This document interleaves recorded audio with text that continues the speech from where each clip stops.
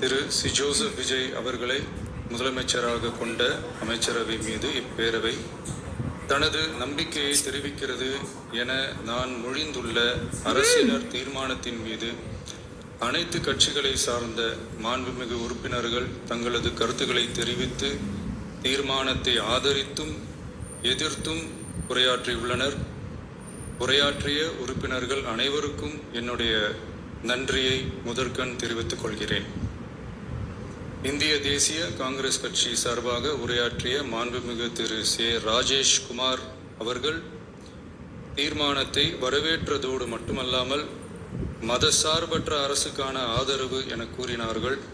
நிச்சயமாக இந்த அரசு மதசார்பற்ற அரசாகத்தான் செயல்படும் என்கிற உறுதியை தெரிவித்துக் கொள்கிறேன்.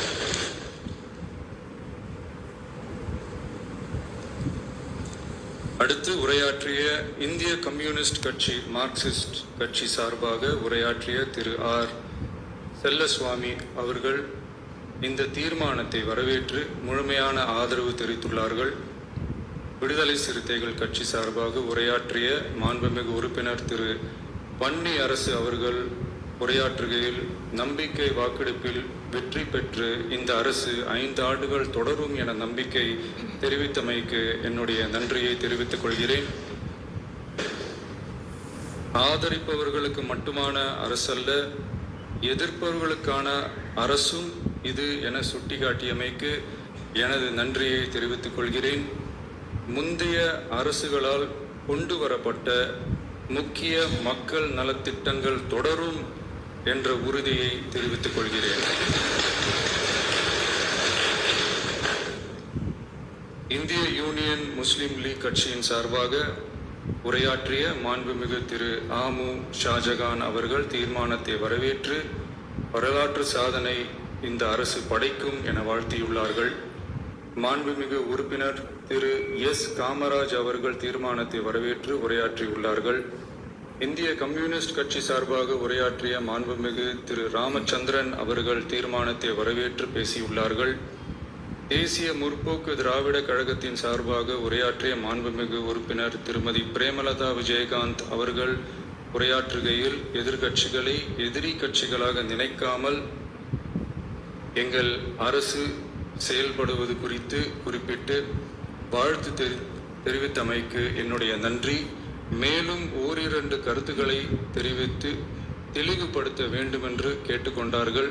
ஐ வில் ரீதிங்க் அபவுட் இட். தமிழ்நாட்டை ஆண்ட பல்வேறு கட்சிகளை சார்ந்த அரசுகள் இந்த நாட்டு மக்களின் நலனை முன்னிலைப்படுத்தி தீட்டிய திட்டங்கள் சமூக நீதிக்கு முன்னுதாரணமாக திகழ்ந்து நிறைவேற்றப்பட்ட சட்டங்கள் எங்கள் கட்சியின் கொள்கை தலைவர்களின் எண்ணங்கள் என இவற்றை மனதிலே கொண்டு எங்களுடைய ஆட்சி நடைபெறும் என்கிற உறுதியை மட்டும் தெரிவித்துக் கொள்கிறேன். பாரதிய ஜனதா கட்சி சார்பாக பேசிய திரு எம் போஜராஜன் அவர்கள் நடுநிலை வகிப்பதாக தெரிவித்து உரையாற்றியுள்ளார்கள். பாட்டாளி மக்கள் கட்சியின் சார்பாக அடுத்து உரையாற்றிய மாண்புமிகு முனைவர் திருமதி சௌமியா அன்புமணி அவர்கள் உரையாற்றுகையில் விவசாயிகள், இளைஞர்கள், மகளிர் நலன், மது ஒழிப்பு குறித்து செயல்படுத்தப்பட வேண்டிய திட்டங்கள் குறித்து குறிப்பிட்ட தீர்மானத்திலிருந்து விலகி நிற்பதாக தெரிவித்துள்ளார்கள். மகளிர் பாதுகாப்பிலிருந்து தவிர எந்த அரசு இம்மியளவும் இடம் தராது. அடுத்து உரையாற்றிய மாண்புமிகு திரு மு தமிழன் அன்சாரி, மாண்புமிகு திரு கே நித்யானந்தன், மாண்புமிகு முனைவர் எம்எச் ஜுவாஹிருல்லா, மாண்புமிகு திரு எடப்பாடி கே பழனிசாமி அவர்கள் மற்றும் ஆகியோர் உரையாற்றுகையில் தீர்மானத்தை எதிர்த்து உரையாற்றியுள்ளார்கள். எதிர்க்கட்சி தலைவர் வெளிநடப்பு செய்துவிட்டார்கள். மாண்புமிகு திரு எஸ்பி வேலுமணி அவர்கள் தீர்மானத்தை ஆதரித்து உரையாற்றியுள்ளார்கள். குதிரை பேரத்தில் எமது அரசு ஈடுபடுகிறது என்ற கருத்தை தெரிவித்த மாண்புமிகு உறுப்பினர் அவர்களுக்கு நான் ஒன்றை மட்டும் சொல்லிக் கொள்கிறேன். இந்த அரசு குதிரை வேகத்தில் செயல்படுகிற அரசே தவிர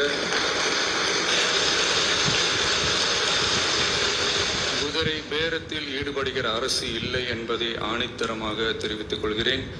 நம் தமிழ்நாட்டின் முன்னேற்றத்திற்கு உழைத்த தலைவர்கள், வழிகாட்டிய கொள்கைகளிலிருந்து இம்மி அளவு விலகாமல் நிச்சயமாக இந்த ஆட்சி நடைபெறும். எனவே நான் மொழிந்துள்ள இத்தீர்மானத்தை மாண்புமிகு உறுப்பினர்கள் அனைவரும் ஏகமனதாக நிறைவேற்றித் தர வேண்டும் என்று கேட்டுக்கொண்டு அமர்கிறேன்.